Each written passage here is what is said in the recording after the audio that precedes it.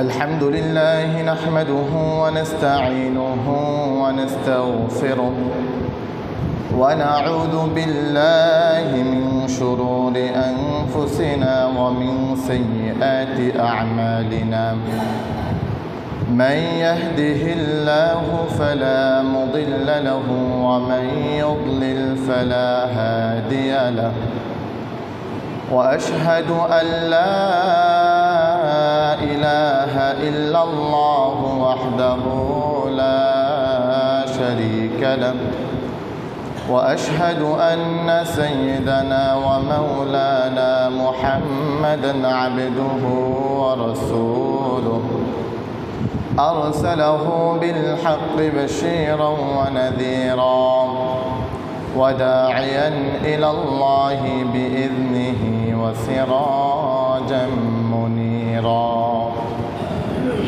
فقد قال الله تعالى في كلامه المجيد وفي فرقانه الحميد أعوذ بالله من الشيطان الرجيم بسم الله الرحمن الرحيم وما أرسلناك إلا رحمة للعالمين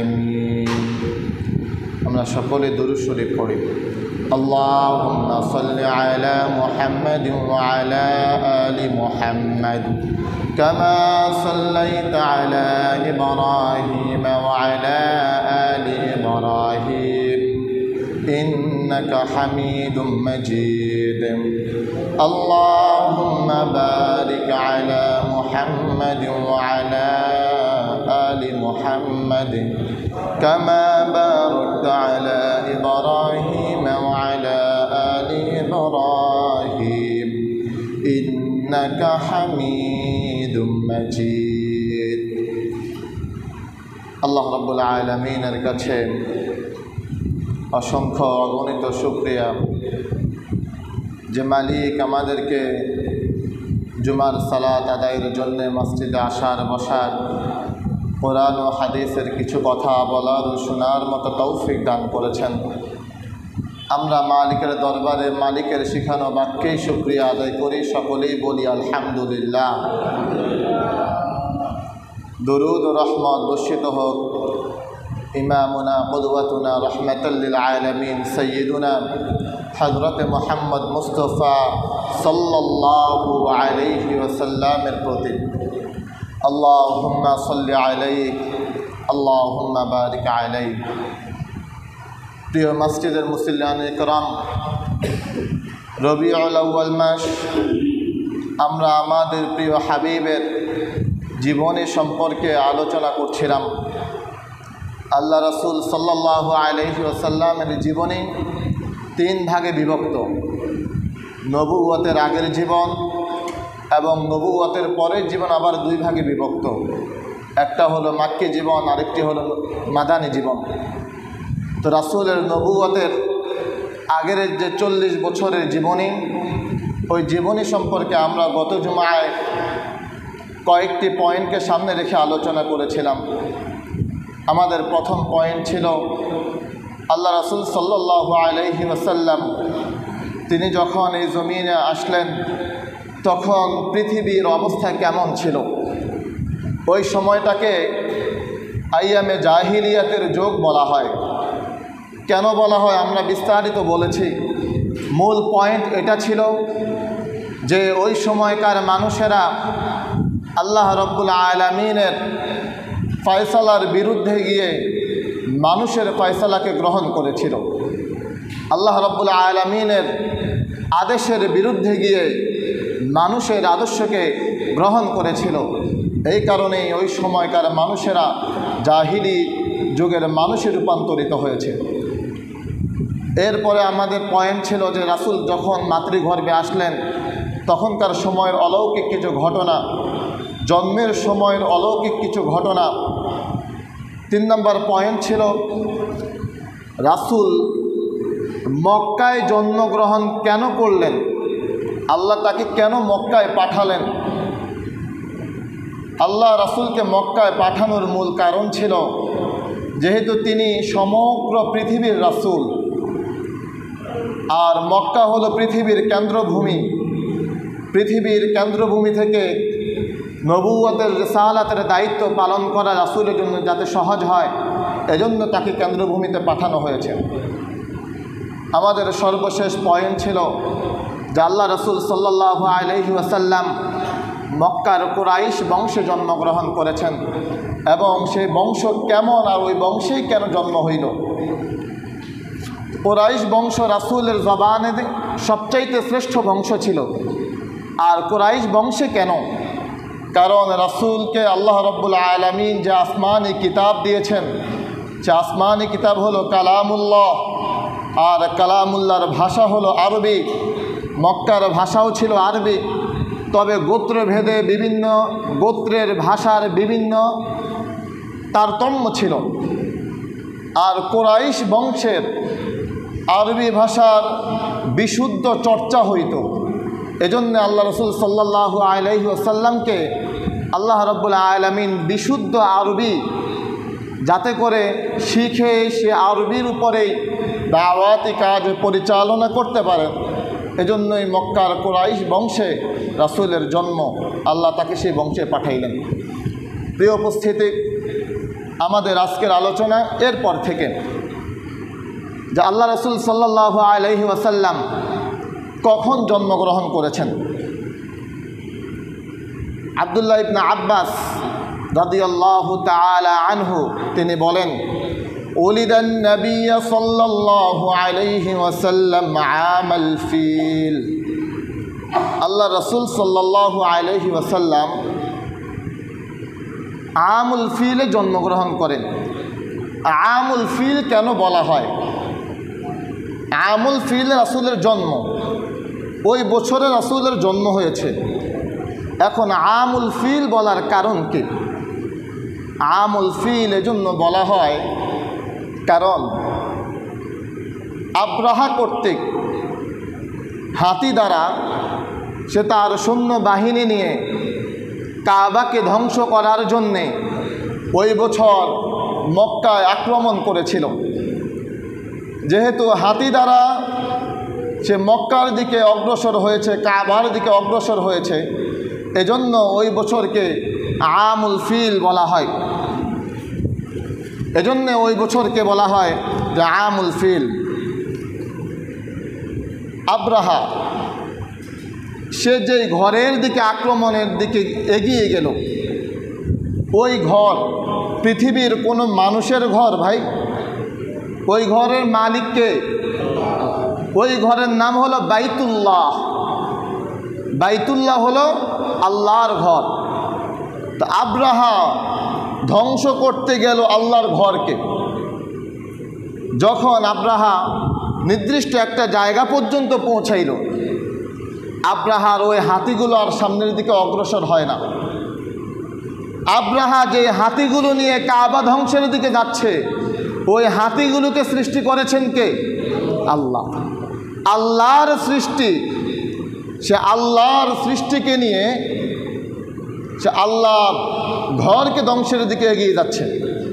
তো হাতি বসে গেল, হাতিকে কোনোভাবেই আর সামনের দিকে চালানো যাচ্ছে না। ওখানে তারা কয়েকদিন অবস্থান করল সৈন্যবাহিনী সহ।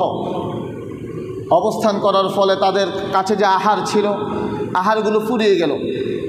আব্রাহা তার সৈন্যবাহিনীকে বলল যে মক্কার রাখালদের কাছে যেই বকরিগুলো আছে, তোমরা তাদের কাছ থেকে ওগুলো অপহরণ করো, ওইগুলো দিয়ে তোমরা তোমাদের আহার কার্য পরিচালনা করো। তো যেই রাখাল থেকে আব্রাহার ওই সৈন্যরা বকরি আনতে গেল এবং বকরি নিয়ে চলে আসতেছিল, রাখাল থামাইল, বলল যে তোমরা কি জানো যে তোমরা কার বকরিগুলো নিয়ে যাচ্ছ?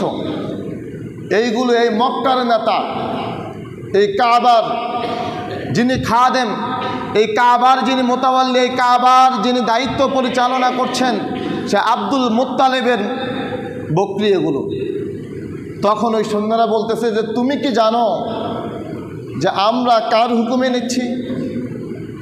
আব্রাহা তখনকার সময়ের সবচেয়ে প্রভাবশালী বাদশা ছিল। বলল যে আমরা আব্রাহার সৈন্য, আমরা আব্রাহার হুকুমে নিয়ে যাচ্ছি। তা আব্রাহা এখানে কেন আসলো? বলল যে আমরা এখানে এসেছি কাবাকে ধ্বংস করতে।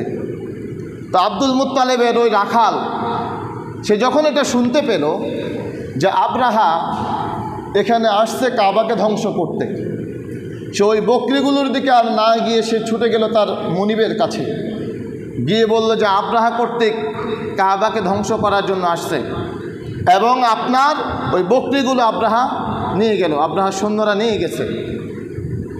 তখন আব্দুল মুত্তালিব তিনি তার সন্তানদেরকে নিয়ে বৈঠকে বসলেন, পরামর্শ করলেন যে এখন কি করা যায়। সন্তানরা পরামর্শ দিল যে বকরি তো আমাদের, কিন্তু ওই কাবা তো আর আমাদের না, কাবার মালিক তো হলেন আল্লাহ। আপনি আব্রাহার সাথে দেখা করেন, কাছেই তো। আব্দুল মুত্তালিব তিনি ঘোড়া নিয়ে চলে গেলেন আব্রাহার কাছে, গিয়ে বললেন যে আপনার আগমন কেন? আব্রাহা বলল যে আমি কাবাকে ধ্বংস করতে আসছি। লম্বা ঘটনা। তখন আব্দুল মুত্তালিব বললেন যে কাবাকে ধ্বংস করবেন কি করবেন না ওটা আপনার ব্যাপার, কিন্তু আপনি যে বকরিগুলো নিয়ে এসেছেন ওগুলো আমার বকরি, ওই বকরির মালিক আমি, আমার বকরি আমাকে ফেরত দেন। আব্রাহা অবাক হয়ে জিজ্ঞাসা করল যে আমি কাবা ধ্বংস করতে আসছি, কাবার রক্ষণাবেক্ষণের দায়িত্বে তুমি আছো, কাবা নিয়ে তুমি কোনো কথা বললে না, তুমি বকরি নিয়ে বলতেছো। আব্দুল মুত্তালিব বললেন যে আমি তো কাবার রক্ষণাবেক্ষণের দায়িত্বে আছি, কিন্তু ওই কাবা তো আমার নয়, কাবার মালিক হলেন আল্লাহ। তুমি আমাকে আমার বকরি দিয়ে দাও, কাবার মালিকের সাথে বোঝাপড়া তোমার হবে। কাবাকে যদি তুমি ধ্বংস করতে চাও সেটা তুমি করো, কাবার মালিক যদি কাবাকে রক্ষা করেন সেটা তিনি কিভাবে রক্ষা করবেন ওটা তিনি করবেন। আব্রাহা কাবাকে ধ্বংস করার জন্য যখন রওনা হইল, সূরাতুল ফিলে আল্লাহ রাব্বুল আলামিন বিস্তারিত বলেছেন, আলাম তারা কাইফা ফাআলা রাব্বুকা বিআসহাবিল ফিল আলাম ইয়াজআল কাইদাহুম ফি তাদলিল ওয়া আরসালা আলাইহিম তায়রান আবাবিল। আল্লাহ রাব্বুল আলামিন আব্রাহার ওই পরিকল্পনাকে নস্যাৎ করে দিয়েছেন, নষ্ট করে দিয়েছেন শুধুমাত্র আবাবিল পাখি প্রেরণ করে। আব্রাহা যেই ঘরকে ধ্বংস করতে গেল ওই ঘর কার ঘর ভাই? আল্লাহর ঘর। আল্লাহর ঘরের রক্ষা যিনি করেছেন তিনি কে? আল্লাহ। আর আমরা যে কালাম পড়ি ওই কালাম কার কালাম? আল্লাহর কালাম। আমরা যেই ধর্মের উপরে আছি ইসলাম নামক এই ধর্ম আল্লাহ মনোনীত ধর্ম। ইন্নাদ-দীনা ইনদাল্লাহিল ইসলাম। প্রিয় মসজিদের মুসল্লি ভাইয়েরা, যেই রব তিনি তার ঘরকে রক্ষা করেন জালিমের জুলুম থেকে, দুশ্মনের দুশ্মনী থেকে, ওই রব এখনও আছেন। ওই রব তিনি বলেছেন ইন্না নাহনু নাযালনা যিকরা ওয়া ইন্না লাহু লাহাফিজুন।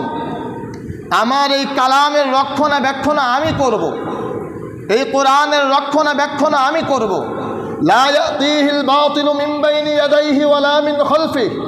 কোনো বাতিল, কোনো জালেম এই কোরআনের শুরু থেকেও কোনো কিছু কোরআনে প্রবেশ করাতে পারবে না, এই কোরআনের শেষ থেকেও কোনো কিছু কোরআনে প্রবেশ করাতে পারবে না। এই কোরআনকে স্বয়ং আমি আল্লাহ নিজে রক্ষণাবেক্ষণ করব। আজ কোরআন এই পৃথিবীতে এসেছে, এত বছর হয়ে গেছে, কোরআনের একটা নুক্তা, একটা হরফ, একটা হারাকা কোনো বাতিল এই পাশ থেকে ওই পাশ জবরকে জের করার সুযোগ কোরআনে নাই, করতে পারে নাই, করতে পারবেও না। কারণ কোরআন রক্ষণাবেক্ষণের দায়িত্ব যিনি নিয়েছেন তিনি কে? আল্লাহ। তেমনিভাবে ইসলামের রক্ষণাবেক্ষণও সেই মালিকে করেন।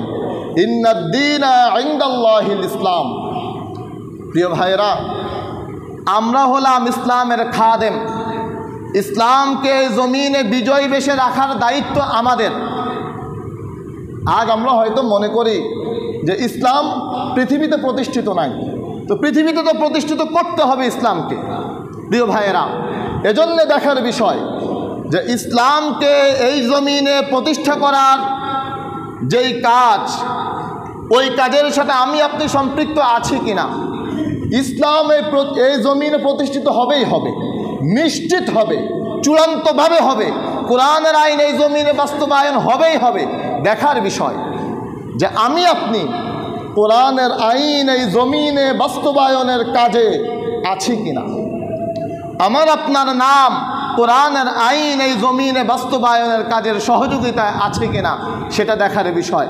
যদি আমার আপনার নাম আল্লাহর জমিনে আল্লাহর বিধান কায়েমের পথে থেকে থাকে তাহলে এটাই আমার আপনার সফলতা।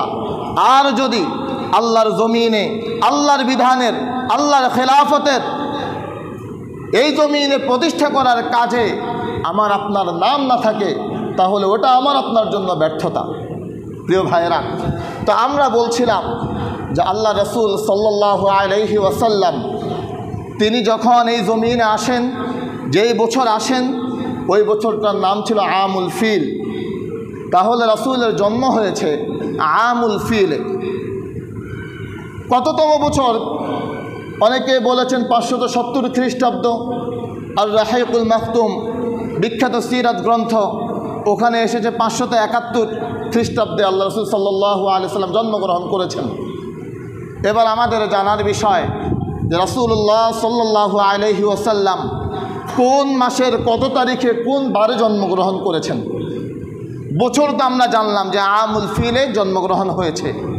এবার একটা বছরের মধ্যে কতটা মাস ভাই? বছরে কত মাস? 12 মাস। সে 12 মাসের কোন মাসে? আব্দুল্লাহ ইবনে আব্বাস রাদিয়াল্লাহু তাআলা আনহু তিনি বলেন, উলিদা রাসূলুল্লাহি সাল্লাল্লাহু আলাইহি ওয়াসাল্লাম ইয়াউমুল ইসনাইনি ফি রবিউল আউয়াল। আল্লাহ রাসূল সাল্লাল্লাহু আলাইহি ওয়াসাল্লাম রবিউল আউয়াল মাসে জন্মগ্রহণ করেছেন। রাসূল কোন মাসে জন্মগ্রহণ করেছেন ভাই? রবিউল আউয়াল মাসে। এবার কত তারিখে? এই হাদিসে তারিখ উল্লেখ করা হয় নাই। এই কথাগুলো মনোযোগ দিয়ে বুঝেন। হাদিসে তারিখ উল্লেখ করা হয় নাই। হাদিসে বলা হচ্ছে যে তিনি রবিউল আউয়াল মাসে ইয়াউমুল ইসনাইনি সোমবারে জন্মগ্রহণ করেছেন। রবিউল আউয়াল মাসের কোন বারে জন্মগ্রহণ করেছেন? সবাই বলেন কোন বারে? আবার বলেন কোন বারে? সোমবারে। কোন মাসে জন্মগ্রহণ করেছেন? কোন বারে জন্মগ্রহণ করেছেন? সোমবার। এবার রাসূল কত তারিখে জন্মগ্রহণ করেছেন এটা নিয়ে অনেকগুলো মতভেদ আছে। কেউ বলেছেন 8ই রবিউল আউয়াল, কেউ বলেছেন 9ই রবিউল আউয়াল, কেউ বলেছেন 10ই রবিউল আউয়াল, কেউ বলেছেন 12ই রবিউল আউয়াল। তার মানে তারিখের ব্যাপারে ইখতিলাফ আছে, এক একজন এক একটা মত দিয়েছে। কিন্তু সোমবারে যে জন্মগ্রহণ করেছেন এটার ব্যাপারে কারো কোনো মত নাই, সবাই একমত। সোমবারের ব্যাপারে কি ভাই? সবাই একমত। কিন্তু তারিখের ব্যাপারে কি সবাই একমত? না। বারের ব্যাপারে সবাই একমত। কোন বারে? সোমবারে। আবার বলেন কোন বারে? তার মানে রাসূলের জন্ম কোন বারে? সোমবারে। এবারে দেখেন রাসূলের সাথে সোমবারের সম্পর্কটা কেমন। রাসূলের সাথে সোমবারের সম্পর্কটা কেমন?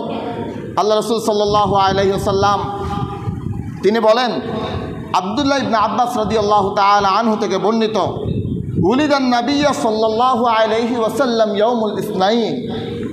রাসূলুল্লাহ সাল্লাল্লাহু আলাইহি ওয়াসাল্লাম সোমবারে জন্মগ্রহণ করেন। ওয়াস্তুম বিআ ইয়াউমুল ইসনাইন, এবং রাসূলের উপরে যেই দিন ওহী আসে ওই দিনটাও ছিল সোমবার। ওয়াল হাজারুল আসওয়াদ ওয়ারুফিআল হাজারুল আসওয়াদ। আল্লাহ রাসূল সাল্লাল্লাহু আলাইহি ওয়াসাল্লাম ওই যে মক্কার মীমাংসিত ওই বিষয় যে হাজারে আসওয়াদকে স্থাপন করা, ওই হাজারে আসওয়াদ যেই দিন স্থাপন করা হয় ওই দিনটাও ছিল সোমবার। ওয়াখরাজা মুহাজিরাম মিন মাক্কাতা ইলাল মাদিনা। রাসূল যখন হিজরতের উদ্দেশ্যে মক্কা থেকে মদিনায় বের হন, সেই বের হওয়ার যেই দিন ছিল ইয়াউমুল ইসনাইন, ওই দিনটাও ছিল সোমবার। ওয়াকাদিমান মাদিনাতা ইলান নবী সাল্লাল্লাহু আলাইহি ওয়াসাল্লাম ইয়াউমুল ইসনাইন, এবং আল্লাহ রাসূল সাল্লাল্লাহু আলাইহি ওয়াসাল্লাম মদিনায় গিয়ে যেই দিন পৌঁছান ওই দিনটাও ছিল সোমবার। সর্বশেষ ওয়া তুউফিয়া ইয়াউমুল ইসনাইন, রাসূল সাল্লাল্লাহু আলাইহি ওয়াসাল্লাম যেই দিন মৃত্যুবরণ করেন ওই দিনটাও ছিল সোমবার। তাহলে রাসূলের জন্ম কোন বারে? সবাই বলেন কোন বারে? মৃত্যু কোন বারে? আর মাঝে আরো অনেকগুলো বিষয় বললাম। ওহী প্রাপ্ত হন, নবুয়ত প্রাপ্ত হন সোমবারে, হিজরতের উদ্দেশ্যে রওনা করেন সোমবারে, মদিনায় পৌঁছান সোমবারে, হাজারে আসওয়াদ স্থাপন করেন সোমবারে। প্রিয় ভাইয়েরা, তো আমরা এই হাদিসে দেখতে পেলাম, দুই হাদিসে, যে রাসূলের সাথে সোমবারের সম্পর্ক পেলাম নাকি তারিখের সম্পর্ক পেলাম? সোমবারের। বারের সম্পর্ক পেলাম না তারিখের সম্পর্ক পেলাম? বারের। এবার আসেন যে এই সোমবার রাসূলের জন্মদিন উপলক্ষে, সোমবার তো রাসূলের জন্মদিন, রাসূলের জন্মদিন উপলক্ষে উম্মতের জন্য কোনো কিছু করণীয় আছে কিনা? ভাই, আমি আপনাকে কারো বিরোধী হইতেও বলছি না, আমি আপনাকে আমার পক্ষেরও হইতে বলছি না, আমি আপনার কাছে কোরআন ও হাদিসের স্পষ্ট দলিলগুলো উপস্থাপন করতেছি। এবার সিদ্ধান্ত নেওয়ার ইখতিয়ার আপনার। আপনি কি 12ই রবিউল আউয়ালকে উদযাপন করবেন? আপনি কি ঈদে মিলাদুন নবীকে উদযাপন করবেন? নাকি রাসূল যেভাবে করেছে সেভাবে করবেন? ওই ইখতিয়ার আপনার। আমি আপনার কাছে দলিলগুলো উপস্থাপন করি। প্রিয় ভাইয়েরা, এখন আমরা কি 12ই রবিউল আউয়াল উদযাপন করব, নাকি রাসূল সাল্লাল্লাহু আলাইহি ওয়াসাল্লাম তার জন্মদিন সোমবারে তিনি যেভাবে উদযাপন করেছেন আমরা সেভাবে উদযাপন করব? এটা দেখার বিষয়। এবার দেখার বিষয় হলো রাসূল কি তিনি তার জন্মদিন পালন করেছেন কিনা। দুইটা হাদিস। এক নম্বর হাদিসে আল্লাহ রাসূল সাল্লাল্লাহু আলাইহি ওয়াসাল্লাম সপ্তাহে 2 দিন রোজা রাখতেন। সপ্তাহে কয় দিন রোজা রাখতেন? সোমবার এবং বৃহস্পতিবার। কি কি বার ভাই? সোমবার এবং বৃহস্পতিবার। রাসূলকে জিজ্ঞাসা করা হলো যে আপনি এই 2 দিন কেন সিয়াম পালন করেন? আল্লাহ রাসূল সাল্লাল্লাহু আলাইহি ওয়াসাল্লাম বলেন, এই 2 দিনে বান্দার আমলনামা আল্লাহর কাছে পেশ করা হয়। তাহলে আল্লাহর কাছে বান্দার আমলনামা সপ্তাহে কয়দিন পেশ করা হয়? কোন কোন বারে? সোমবার, বৃহস্পতিবার। রাসূল সোমবার এবং বৃহস্পতিবার রোজা রাখতেন কেন? কারণ এই 2 দিন আল্লাহর কাছে বান্দার আমলনামা পেশ করা হয়। রাসূল বলেন, ফাউহিব্বু আইয়ুরফা আমালি ওয়া আনা সায়েম, আমি মুহাম্মদ এটা চাই যখন আমার রবের কাছে আমার আমলনামাটা পেশ করা হবে, আমার রব যাতে দেখে আমি তার গোলাম, আমি সিয়ামরত অবস্থায় আছি। এই হলো 1 নম্বর কারণ যে আল্লাহ রাসূল সোমবারে রোজা রাখতেন এই জন্যে যে সোমবারে বান্দার আমলনামা আল্লাহর কাছে পেশ করা হয়। তিনি চাইতেন যে তার আমলনামা যখন মালিকের কাছে পেশ করা হবে মালিক যাতে এটা দেখেন যে তিনি সিয়াম অবস্থায় আছেন। 2 নম্বর কারণ, সহিহ মুসলিমের বর্ণনা, কাতাদা রাদিয়াল্লাহু তাআলা আনহু থেকে বর্ণিত, তিনি বলেন, সুইলা আন সাওমিল ইসনাইন, আল্লাহ রাসূলকে সোমবারের রোজা সম্পর্কে জিজ্ঞাসা করা হয়েছে। কোন বারের রোজা সম্পর্কে ভাই? সোমবারের। এবার রাসূল জবাব দিচ্ছেন যে তিনি কেন রোজা রাখেন। ফাকালা ফীহি উলিদতু ওয়া ফীহি উনজিলা আলাইয়া, আমি সোমবারে রোজা রাখি এই জন্যে কারণ সোমবারে আমার জন্ম হয়েছে এবং সোমবারে আমার উপরে নবুয়ত এসেছে। তাহলে রাসূল তার জন্মদিন উপলক্ষে কোনো কাজ করেছেন কি করেন নাই? বলেন আপনারা, কোনো কাজ কি করছেন কিনা? কোনো আমল করছেন কিনা? বুঝেন না আপনারা? কোনো আমল করছেন কিনা? সে আমল কি ছিল? রোজা রাখছেন। কোন বারে? সোমবারে। রাসূলের জীবনীতে 12ই রবিউল আউয়ালের কোনো প্রাধান্য আমি কোথাও পাইনি। আমি অনেক খোঁজার চেষ্টা করছি, আমার ইলমের দূরত্ব কম, আমি জানি কম, তবে আমি চেষ্টা করেছি। রাসূলের পুরো জীবনীতে 12ই রবিউল আউয়ালকে পালন করার কোনো রকমের অনুমতি এবং কোনো রকমের নির্দেশনা রাসূলের পুরো জীবনীতে আমি খুঁজে পাই নাই। আমি যেটা খুঁজে পেয়েছি সেটি হলো রাসূলুল্লাহ সাল্লাল্লাহু আলাইহি ওয়াসাল্লাম তিনি তার জন্মদিন উপলক্ষে সিয়াম পালন করেছেন। তিনি তার জন্মদিন উপলক্ষে কি পালন করেছেন? এবং সেটা কি 12ই রবিউল আউয়াল ছিল না সোমবার ছিল? সোমবার ছিল। আজ আমরা যখন মানুষের সামনে এগুলো তুলে ধরি তো এবার বলে এরা হলো ওয়াহাবি, আমরা নাকি রাসূলের দুশমন, আমরা হলাম রাসূলের দুশমন। এই সত্য প্রকাশ করলে যারা ঈদে মিলাদুন্নবী পালন করে শুধুমাত্র বছরে একদিন 12ই রবিউল আউয়াল, তারা বলতে চায় এরা রাসূলের দুশমন। রাসূলের দুশমন আমি কিভাবে ভাই? এই দাড়ি তো রাখলাম এজন্যই যে আমি আমার রাসূলকে ভালোবাসি। এই টুপি তো পরি এজন্যই যে আমি আমার রাসূলকে ভালোবাসি। এই কোরআনকে আঁকড়ে ধরে আছি তো এজন্যই যে আমি আমার রাসূলকে ভালোবাসি। আমি আমার রাসূলকে ভালোবেসে মিসওয়াক করি, আমি আমার রাসূলকে ভালোবেসে আমি আমার জীবনকে রাসূলের মতো করে সাজানোর চেষ্টা করি। আর তুমি খাইবা গাঞ্জা, তুমি খাইবা সিগারেট, তুমি মুখে নাই দাড়ি, তুমি বলো তুমি রাসূল প্রেমী, তুমি আশেকে রাসূল, আর আমরা আশেকে রাসূল হইতে পারলাম না।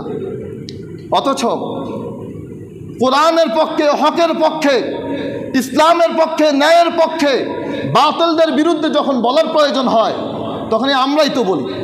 তোমাদের থেকে তো আমরা ওগুলো পাই না। যখন এই বাংলার জমিন আমরা এখন এটাও দেখতে পাই, এখানে কয়জন ভাই, এটা বুঝার জন্যে ভাই, কাউকে লজ্জা দেওয়ার জন্যও না, আমরা সবাই তো মুসলিম। কয়জন ভাই এমন আছেন যে আপনি আপনার সন্তানকে শৈশবে প্রাইমারি শিক্ষায় যখন আপনার সন্তান শিখে তখন আপনার সন্তানকে গান শেখানোর জন্যে আপনি বাসায় শিক্ষক রেখেছেন? কয়জন ভাই আছেন দেখি একটু যদি কষ্ট করে হাত উঠাইতেন যে আপনার সন্তানকে আপনি গান শেখাতে চান, আপনি একজন মুসলিম, আপনি আপনার সন্তানকে গান শেখাতে চান। গান আছেননি কোনো ভাই? আমি তো একটা হাতও দেখি না। আচ্ছা, এবার আপনার সন্তানকে আপনি কোরআন শেখাতে চান, কোরআন শেখানোর জন্যে আপনার সন্তানকে আপনি মাদ্রাসায় দিয়েছেন, অথবা কোরআন শেখানোর জন্যে আপনার সন্তানকে আপনি মুক্তবে পাঠান, অথবা কোরআন শেখার জন্যে আপনি বাসায় প্রাইভেট হুজুর রেখেছেন যাতে করে আপনার সন্তানকে কোরআন শেখায়। তিনটা বিষয় বললাম। এক, আপনার সন্তানকে আপনি কোরআন শেখানোর জন্যে মাদ্রাসায় দিয়েছেন, আপনার সন্তানকে আপনি কোরআন শেখানোর জন্যে মুক্তবে দিয়েছেন, আপনার সন্তানকে আপনি কোরআন শেখানোর জন্যে বাসায় প্রাইভেট টিউটর রেখেছেন। এমন কয়জন ভাই আছেন? একটু যদি হাত দেখাইতেন, কষ্ট করে যদি হাতগুলো দেখেন যে আপনার সন্তানকে, ভাইরা দেখেন, আপনারাই দেখেন না যে গানের জন্য কি হাত উঠছে কিনা ভাই? গানের জন্য হাত উঠছে। এবার দেখেন কোরআনের জন্য কি হাত উঠছে কিনা। তো এবার দেখেন, এক মুসলিম দেশ, এই বাংলাদেশ মুসলিম দেশ না? আমরা আমাদের সন্তানদেরকে কোরআন শেখাতে চাই না? আমরা চাই যে আমাদের সন্তানেরা শৈশবে কোরআন শিখুক, কিন্তু এই মুসলিম দেশে আমরা এখন দেখতে পাই প্রাইমারি সেকশনে আমাদের সন্তানদেরকে গান শেখানোর জন্যে গানের টিচার নিয়োগের বিজ্ঞপ্তি আসে, কিন্তু আমাদের সন্তানদেরকে কোরআন শেখানোর জন্যে, ধর্মীয় শিক্ষা শেখানোর জন্যে প্রাইমারি স্কুলগুলোতে ধর্মীয় শিক্ষক নিয়োগ দেওয়া হয় না। এই নিয়োগ বিজ্ঞপ্তি আমরা দেখি, এই নিয়োগের তারা করতেছে যে তারা আমাদের সন্তানদেরকে, মুসলিম শিশুদেরকে গান শিখাবে, প্রাইমারি সেকশনে গান শিখাবে। কিন্তু উচিত তো ছিল এক মুসলিম দেশে প্রাইমারি যখন শিখবে আমার সন্তানেরা, আমার ছোট ভাইয়েরা, তাদেরকে কোরআন শেখানোর জন্যে, তাদেরকে ইসলামী শিক্ষায় শিক্ষিত করার জন্যে, তাদেরকে ধর্মীয় শিক্ষায় শিক্ষিত করার জন্যে ধর্মীয় শিক্ষক নিয়োগ দেওয়া। প্রিয় ভাইয়েরা, তো যেখান থেকে চলে গেলাম যে আমরা 12ই রবিউল আউয়ালকে মূল্যায়ন করি না, আমরা তারিখের মূল্যায়ন করি না, আমরা মূল্যায়ন করি বারের। সেই বার কোন বার? সোমবার। সোমবার রাসূল সিয়াম পালন করেছেন তার জন্মদিন উপলক্ষে। এবার 12ই রবিউল আউয়াল যে ঈদে মিলাদুন্নবী, এই ঈদে মিলাদুন্নবী 12ই রবিউল আউয়াল পালন করা পৃথিবীর ইতিহাসে আল্লাহ রাসূলকে আমি আপনি যতটা বেশি ভালোবাসি, সাহাবায়ে আজমাইন এর চাইতে লক্ষ কোটি গুণ বেশি ভালোবাসতেন। আল্লাহ রাসূলকে আমার আপনার চাইতে আবু বকর বেশি ভালোবাসতেন, আল্লাহ রাসূলকে আমার আপনার চাইতে ওমর রাদিয়াল্লাহু তাআলা আনহু বেশি ভালোবাসতেন। আপনি দেখেন আবু বকরের জীবনী, আপনি দেখেন ওমরের জীবনী, আপনি দেখেন ওসমানের জীবনী, আপনি দেখেন আলী রাদিয়াল্লাহু তাআলা আনহুম, তাদের প্রত্যেকের জীবনী দেখেন। কারো জীবনীতে 12ই রবিউল আউয়ালের ঈদে মিলাদুন্নবী পালন করা আছে কিনা দেখেন। যদি থাকে আমাকে দেখান, আমি সহ একসাথে পালন করব। ইমাম আবু হানিফা, ইমাম শাফিঈ, ইমাম আহমদ, ইমাম মালিক, ইমাম বুখারী, ইমাম তিরমিজি, ইমাম নাসাই, আরও যত ইমাম আছে প্রত্যেক ইমামের জীবনীতে দেখেন কেউ 12ই রবিউল আউয়াল ঈদ মিলাদুন্নবী পালন করেছে কিনা? যদি পালন করে থাকে আমাকে বলেন, আমি সহ পালন করব। প্রিয় ভাই, এজন্যে আমরা যখন মিলাদুন্নবীর এই বিষয়টা তুলে ধরি, এবার তারা এক শব্দ বলে, কি বলে? যে রাসূলের মিলাদ যে মানে না সে কাফের। রাসূলের মিলাদ যে মানে না সে কি? কাফের। কথা সত্য। আরবিতে একটা প্রবাদ আছে, কালিমাতু হাক্কিন উরিদা বিহাল বাতিল। কথা সত্য, তবে মতলব খারাপ। এই বাঙালি আমরা যারা, এখন যদি আমি বলি যে ভাই নামাজের পরে মিলাদ আছে, নামাজের পরে কি আছে? মিলাদ আছে, তো আপনারা বুঝবেন কি? আপনারা বুঝবেন যে নামাজের পরে ইয়া নবী সালাম আলাইকা চলবে, আল্লাহুম্মা সাল্লি আলা মুহাম্মদ এটা চলবে। তো মিলাদ বলতে এদেশের মানুষ বুঝে ইয়া নবী সালাম আলাইকা। মিলাদ বলতে এদেশের মানুষ বুঝে আল্লাহুম্মা সাল্লি আলা মুহাম্মদ। এটা হলো আমাদের ভুল ধারণা। মিলাদ মানে হলো জন্ম। মিলাদ মানে কি? জন্ম। আর আমরা যেটা পড়ি ওটা মূলত দুরূদ। আমরা যেটা পড়ি সেটা কি? দুরূদ। ওই দুরূদটা আমাদের কাছে মিলাদ প্রসিদ্ধ হয়ে গেছে। দুরূদ কি হয়ে গেছে? মিলাদ নামে বেশি প্রসিদ্ধ হয়ে গেছে। জীবনে কেউ এটা বলেনি যে জন্ম পড়া হবে, মিলাদ পড়া হবে। মিলাদ পড়া হবে মানে কি? জন্ম পড়া হবে। মিলাদ মানে তো জন্ম। উলিদা মাউলুদ, মাউলুদ মানে হলো মাউলুদুন নবী, রাসূলের জন্ম। তো যখন বলা হয় যে মিলাদ মানে না সে কাফের, এ কথা সত্য কিভাবে? রাসূলের জন্ম যে মানে না, মিলাদ মানে তো জন্ম, কিন্তু রাসূলের জন্ম যে মানে না সে তো কাফেরই। এখানে কি এমন কেউ আছেন যে রাসূলের জন্ম মানেন না? আমরা সবাই তো রাসূলের জন্ম মানি। আর রাসূলের জন্ম তো কাফেরও মানল। আবুল আহাব তো রাসূলের জন্ম মেনেছে। আবুল আহাব রাসূলের জন্মে খুশি হয়ে সে তার বাদীকে আজাদ করে দিয়েছে। আবুল আহাব সে তার রাসূলের জন্মে খুশি হয়ে বাদীকে আজাদ করে দিয়েছে। ওই আজাদ করে দেওয়ার কারণে জাহান্নামে তাকে একটু ঠান্ডা পানি পান করানো হয়। সহিহ বুখারীর বর্ণনা। শুধুমাত্র রাসূলের জন্মে খুশি হয়ে বাদী আজাদ করার কারণে। তো রাসূলের জন্মে আমরাও খুশি, সেই খুশি পালন করতে হবে রাসূল যেভাবে তার জন্মের খুশি পালন করেছেন। এখন আমি যেটা বুঝি, আমার রাসূল তার জন্মের খুশি পালন করেছেন সিয়াম রেখে। আমি আপনিও যদি রাসূলের জন্মের খুশি পালন করতে হয় তাহলে সেটা সিয়াম রেখে পালন করতে হবে। এবার আমরা যে বেশি আশিকে রাসূল, এটার একটা প্রমাণ, যদি আপনি সোমবারে রাসূলের জন্মদিন পালন করেন তাহলে বছরে কমপক্ষে 52টা সোমবার পাবেন। আর যদি 12ই রবিউল আউয়াল রাসূলের জন্মদিন পালন করেন তো বছরে একটা পাবেন। এখন আপনি যে আশিকে রাসূল এটা প্রমাণ করেন প্রত্যেক সোমবারে পালন করেন। প্রত্যেক সোমবারে পালন করলে বোঝা যাবে যে আপনি আশিকে রাসূল। কেন হাদিসগুলো দ্বারা এটা বেশি প্রমাণিত, এটাই সাবেত যে রাসূল সোমবারে জন্মগ্রহণ করেছেন, 12ই রবিউল আউয়াল রাসূল জন্মগ্রহণ করেছেন। এটা নিয়ে অনেক ইখতিলাফ আছে, তবে 12ই রবিউল আউয়াল রাসূল মৃত্যুবরণ করেছেন এটা সুপ্রসিদ্ধ। প্রিয় ভাইয়েরা, তো এই লম্বা আলোচনা যেটা বুঝাতে চাইলাম যে আমরা যদি কেউ ঈদে মিলাদুন্নবী পালন করতে হয় সেটা তাহলে রাসূল যেভাবে পালন করেছেন সেভাবেই পালন করা উচিত। আমি আপনার সামনে দলিলগুলো রাখলাম। এবার আপনার ইখতিয়ার, আপনি কি 12ই রবিউল আউয়াল পালন করবেন না সোমবার পালন করবেন? 12ই রবিউল আউয়াল যেভাবে পালন করা হয় সেভাবে পালন করবেন না রাসূল যেভাবে পালন করেছে আপনি সেভাবে পালন করবেন? সেটা আপনার ইখতিয়ার। প্রিয় ভাইয়েরা, রাসূলকে নিয়ে আরও অনেক বাড়াবাড়ি চলে। মিলাদ নিয়ে তো একটা বাড়াবাড়ি, সেটা বললাম। রাসূলকে নিয়ে বাড়াবাড়ি চলে, রাসূল নূরের তৈরি না মাটির তৈরি? এটা বাড়াবাড়ির বিষয় না। কেননা কোথাও আমাদেরকে প্রশ্নই করা হবে না যে রাসূল নূর না মাটি। আমাদেরকে কবরে এ প্রশ্ন করাই হবে না যে রাসূলের আনুগত্য করছো ওই রাসূল নূর না মাটি। তবে এটা বোঝার জন্য একটু বলি যে রাসূল নূর না মাটি। আমরা কালিমা শাহাদাত এটা পড়ি, দেখেন কালিমা শাহাদাতটা সবাই বলেন, আশহাদু আল্লা ইলাহা ইল্লাল্লাহু ওয়া আশহাদু আন্না মুহাম্মাদান আবদুহু ওয়া রাসূলুহু। অনুবাদ কি? আশহাদু আল্লা ইলাহা ইল্লাল্লাহ, আমি সাক্ষ্য দিচ্ছি আল্লাহ ছাড়া কোনো ইলাহ নাই।